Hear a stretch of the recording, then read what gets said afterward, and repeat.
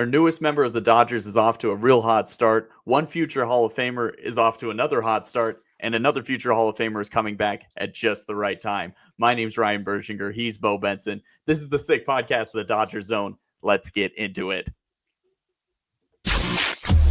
Turn up your volume. Because you're about to listen to the Sick Podcast. The Dodgers Zone. Cortez delivers. Freeman hits the ball to right field. She is gone! Gibby, meet Freddie. Game 1 of the World Series. The sickest LA Dodgers podcast. Fernando Valenzuela has pitched a no-hitter. If you have a sombrero, throw it to the sky. Start the party, Los Angeles. Your Dodgers have won the World Series. It's gonna be sick. So nice and easy trip out east for the Dodgers. Took 2 of 3 in Atlanta, took 2 of 3 in Miami, and now they're heading to Arizona for 4. I believe it's the first time they played the Diamondbacks this year. It's the first time they played any. Oh no, they played the Rockies already, right? Yes. I was gonna yeah. I return to divisional games before I don't think we play the Padres till July or something like that. Yeah. Yeah. What the hell? It's wild. However, both the Dodgers and Diamondbacks have played the Cubs like 20 times. So yeah, that's hey. Awesome. And good on the Cubs. They've persevered. They're a pretty damn good team. But of course, in Miami, we saw the debut of Hye-seong Kim. And right away, he has a third of the amount of hits that Michael Conforto has this season. Listen, I don't want to just right off the bat take shots at Conforto. Well, it's going to be my you don't want to do that, but that's what you did. I have to. I don't. This brings me no pride. Okay, Michael Conforto has obviously struggled to start the season. He had a huge 0 for 35 stretch or something like that. He got a hit in Miami, and I believe he got a hit today.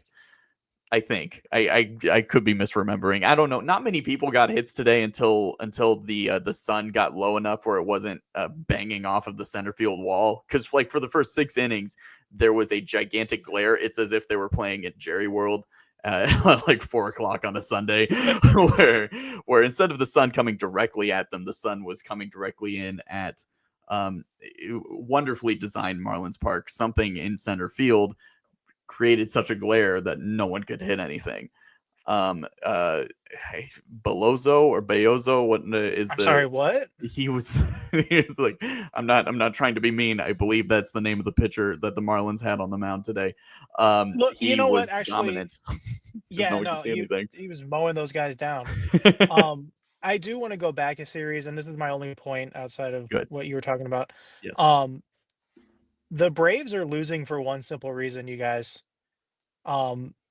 Nominative determinism. You're familiar with that? I believe it's what it's called. Basically, it's kind of like your name determines what you do in life. The Braves bullpen has 2 guys named Bummer and Blewett. And I'm sorry, you can't. That is not good roster building. You cannot have 2 guys in your pen with those surnames. Yeah. What the hell is wrong with you? Grant Balfour had a couple good seasons. Yeah, when he was on the A's, he was dominant. But for the most part, he was a journeyman reliever that just kind of lived up to his name. Dude, that's yes, yeah. The Braves are a really weird team this year because they should be better than they are. But I guess Chris Sale has kind of come back down to earth, which we probably should have all saw coming. I suppose. Chris Sale 100 years old. Spencer Strider came off of the injured list and then was like, I'm going back. He went back on the injured list. He did the Grandpa Simpson meme. Walked into the clubhouse, put his hat on the rack, and walked around and took his hat off the rack and left. And unfortunately for the Braves, they had to play the Dodgers a handful of times to start the season, and they started the year, 0-8 or whatever. The Dodgers and the Padres, yeah. Yeah, they got destroyed, and they're still trying to dig themselves out of that hole. But yes, so we saw Hye-seong Kim make his debut for the Dodgers in Miami, and 2 games in, he looks excellent. Like he looks like an everyday major league player, for multiple reasons. One, his swing and his approach at bat just looks awesome. And he's made great contact already. As I mentioned, 5 hits already to start his career. And his defense is incredible. They put him in center field today, and I'm not entirely certain why. I guess it was just kind of to give it a shot and see what that was like. And it was met with mixed results. He's definitely athletic enough and fast enough to cover center field, but there was a ball that was hit towards the gap, and him and Pages kind of had some miscommunication there. Center fielder takes over. In the end, he took it, and rightfully so. But already kind of having to learn like how they're going to communicate with one another and how to approach balls like that. But ultimately, that shouldn't matter because Hye-seong Kim should be the everyday second baseman on this team. And especially once Tommy Edman comes back. And right now, also, Teoscar Hernandez is on the injured list, which is just wild to think that these are 2 guys who have really been super significant for this offense to start the season. And they're now just not there. And yet the offense can still perform because that's how good this team is. Especially that's how good Andy Pages has been as of late, where we're now batting him second and cleanup. Thankfully, because he's been so good, he can step up in the absence of these guys. But when Edman comes back and when Teoscar Hernandez comes back, then you're going to be faced with the decision of, assuming everyone's healthy, do we keep Hye-seong Kim up? And he already looks good enough to handle second base on a daily basis. The only reason he was in AAA to start the season was just to get him accustomed to Major League and American play. But he already looks like he's capable. So what's the point of sending him back down? The only reason you would have him in AAA is so he can play every day. But he can play every day in the majors now. So he should be the everyday second baseman. He has full capability to do it. He provides a perfect 9-hole hitter in front of Shohei Otani. Because he can hit for contact. He can get on base well. He's fast. It flips the lineup over nicely. And we've talked about like Tommy Edman being that perfect 9-hole guy, but his power has been so prominent this year that you do want him higher in the lineup. So that leaves him with the decision of, okay, well, let's say Michael Conforto is still struggling like crazy in a couple weeks when these guys come back, which it sounds like Edman's injury might leave him out a little longer than they hoped. I'm not sure the status on Teoscar. I think you should probably just tack on like a week to everybody's timeline because they don't care. They're not rushing anybody back. They're not going to do that. So those guys are all going to get rest. It wouldn't shock me if it's pretty much just a rotating IL situation where it's like, oh, now Mookie's thumb is bugging him. Let's put him on the IL for a week or 2. See what happens. Oh, Freddie's ankle. Oh, well, he's going to go on the IL. Like, they don't care. Yeah. Miguel Rojas is old. He needs a break. He's lower back tightness. Okay. He could come on the IL. Chris Taylor. Shame. Abdominal strain. Okay, sure. Ultimately that's what the Dodgers are going to do. That's typically how they handle these things is, I don't want to say abuse the injured list because that would be illegal, right? I'm not going to say that they're doing that. They're not doing that. They're just very liberal with their judgments of injuries, which they can be because they have so much talent, and so much depth that you can give guys extended time off. But let's live in this hypothetical for a second where they are faced with a decision of a fully healthy roster of position players, and now they've got to send somebody down. Of course, James Outman will be sent down once Teoscar or Edman comes back. Unless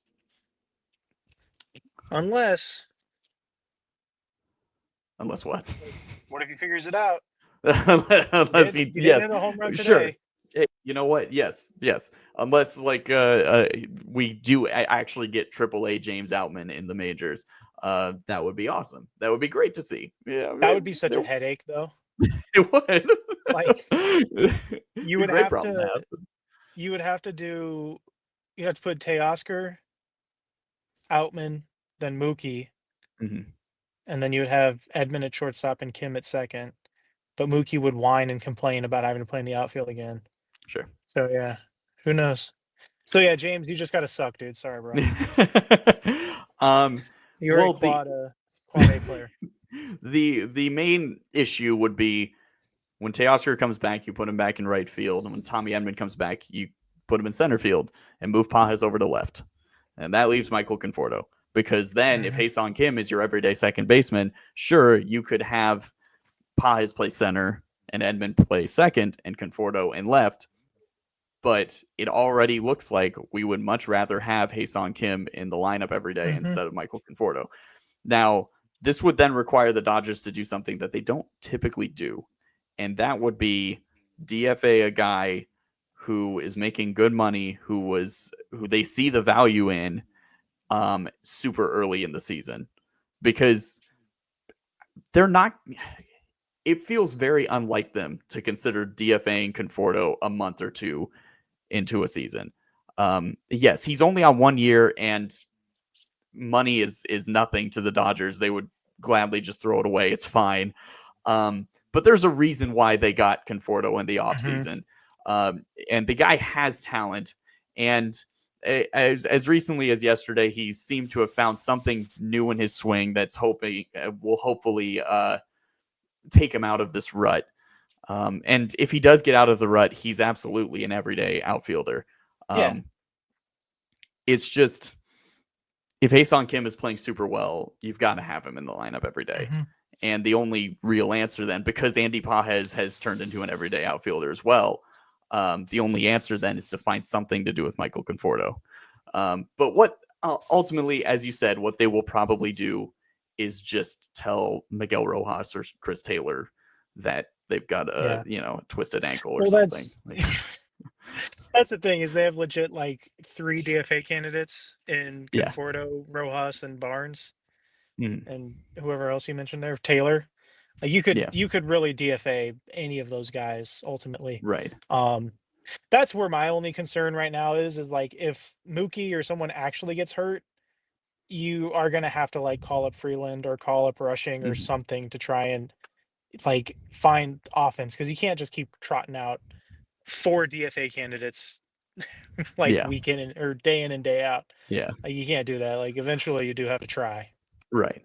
A Chris Taylor DFA is something that has made sense for quite some time, just because, as we've talked about in the past, how redundant of a player he is at this point. However, Taylor has had some good at bats the last few weeks. He's gotten some hits here and there when he does get a chance to play. Same with Miguel Rojas. And honestly, Austin Barnes has not been that bad this season. Like, he actually is getting on base. Like, he's getting hits, and we're going to talk about later. Did you see that swing he put on one today? Yeah. He gave it all of his might, and it barely made the warning track. He completely destroyed one to almost the warning track. It was really inspiring to see. But yes, I don't want to dump on him too much, because he hasn't been awful this season, and we are going to talk about a player later who would be very upset if Austin Barnes were DFA'd. That's true. But to continue this conversation about the lineup specifically, we have to highlight what Freddie Freeman has done, because he's hitting 360 something. He's hit a great amount of homers. He is a steady presence in the lineup every single day. And what's super impressive about it, obviously, like, he's Freddie Freeman. He's going into the Hall of Fame. He's a phenomenal first baseman, a phenomenal player. But he's also doing this despite the fact that he missed time with an injury, which was also an issue that he dealt with throughout the offseason, where he came off of a postseason where he played on one ankle and a broken rib or something. Despite all of these ailments, Freddie Freeman has been one of the best hitters in baseball over the first month of the season. And it's 362, 8 homers, 29 RBI, and he's OPSing. He's almost OPSing 1,200. It's insane, and that's with missing like a week of action. I think that's why like MLB put out like their top 5 MVP candidates, and they didn't have Freddie Freeman there. But if Freddie Freeman had enough games to qualify for the batting title, he'd be number 1. That's just because it's only been a month, but the counting stats, 8 homers and 20 plus RBIs, like to do that without a week played over the first month of the season, that's incredible. It's really remarkable what Freddie's been doing, and especially now with Teoscar and Tommy Edman missing time, it's just that much more important the way he's been playing. Yep. It is a shame though. Like we were talking about this earlier too. Like he's been so good, but if Otani continues to hit well, because like Otani is on like pace to be a 40-40 player again. Yeah. Yeah. And then you're probably going to add in like 50 innings on the mound. Sure. And he's the MVP. Like, I'm sorry. Yeah. Doesn't matter. Right. And unless voters get fatigued, like you basically have the MVPs for the next 10 years in both leagues set in Judge and Otani. Like Judge should be sending, well, we've said it before, but Judge should be sending flowers to Otani every day because him leaving the AL just cleared the pathway for Judge to rack up awards as long as he wants to. And Otani can rack them up in the NL now too, because there's nobody on his level. I can't think of somebody that would even get close. You know what's funny too, and I saw these numbers earlier, and I'm assuming they're real. I'm hopefully not spreading fake news, but Shohei Otani in high leverage situations and high leverage at bats, which I've never really liked, statistical quantifications of what is deemed high leverage and what is not, but it's typically like situations in later innings when the score is the gap in the score is super close and whatnot. So there's a lot of variables at play. But in high leverage situations, Otani's OPS plus is like 240 something, and Aaron Judge is at 70 something. And for those who don't know how to tabulate OPS plus, it's basically OPS adjusted for it's a metric to judge it based on league average. So 100 is league average OPS plus, meaning Shohei Otani is performing basically like 2.5 times better than league average in high leverage situations, and Aaron Judge is like 70% of league average. Like he is below league average in high level situations, high leverage, despite Judge's insane numbers. But again, high leverage is a weird thing to quantify. So I don't put a ton of stock into it, but it's just interesting to note. Just now, speaking of future Hall of Famers, Clayton Kershaw appears to be just one rehab start away from returning to the Dodgers, which couldn't come at a better time because quite frankly, with my light is freaking out here. Somebody's trying to communicate from beyond. When we have injuries to Tyler Glasnow and Blake Snell, earlier today, there was news that Matt Sauer was hanging out with the team, and it was like, oh shit, like is there an injury here? What's going to happen? And when you kind of look at the way the rotation is right now, if the rotation lost another starting pitcher, they'd be in a pretty hairy situation. Landon Knack came up to start today. They've already had, Jack Dreyer be opening for Ben Kasperius, which works out super well, and I'm totally good with that strategy. Tony Gonsolin, we haven't talked since Tony Gonsolin returned. In his 2 starts, he's looked excellent. Yes, I understand he's facing the Marlins every time, but I have very high hopes for Tony because he does look different as a pitcher. His delivery has changed a bit. It looks a little more effortless, for lack of a better word. But I mean that in a good way. It appears that he's not. There's a lot of fluidity to his windup now. And hopefully that helps him stay healthy. His fastball velocity has been totally fine. He's been able to actually kind of mix it up in a very effective way. So it's great to have Tony back in the rotation right now.